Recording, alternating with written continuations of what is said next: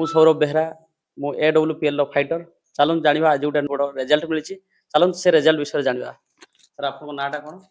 ମୋ ନାମଟା ବସନ୍ତ ପାତ୍ର, ଘର ଚିଲିମା। ହଁ, ଘର ହେଉଛି ଚିଲିମା। କୋଉ ଡିଷ୍ଟ୍ରିକ୍ଟ କ'ଣ?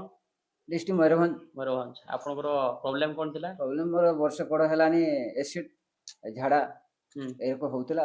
ଆଉ 2 ଦିନ 4 ଦିନ ବାହାରୁଥିଲା। ଆମକୁ ଆମର ହସ୍ପିଟାଲ ଔଷଧ ଖାଉଥିନି, ବାଲେଶ୍ୱରରୁ ବି ଖାଉଥିନି। କେତେ ବର୍ଷ ହେଲାଣି? ବର୍ଷେ କଡ଼। ବର୍ଷେ ହେଲା। ହଁ, ମାର୍ଚ୍ଚ ବର୍ଷେ କଡ଼ ହେଲାଣି। କେତେ ଟଙ୍କା ଖର୍ଚ୍ଚ କରିଥିଲେ? ଆମ ଗାଁ ଡାକ୍ତର ଏଠି ଆମର ଯାଇଥିଲା 2-4 ହଜାର, ବାଲେଶ୍ୱର ଯାଇଥିଲି 6 ହଜାର, ମିକ୍ସିମମ୍ 8-10 ହଜାର ଯାଇଛି। ଖାଇଲା AWPL ର ଔଷଧ ଯୋଉ ଖାଇଲେ ଆପଣଙ୍କୁ କେତେ ଭାଗ ଲାଭ ମିଳିଛି? 100 ଭାଗରୁ କେତେ ଭାଗ ଲାଭ ମିଳିଛି?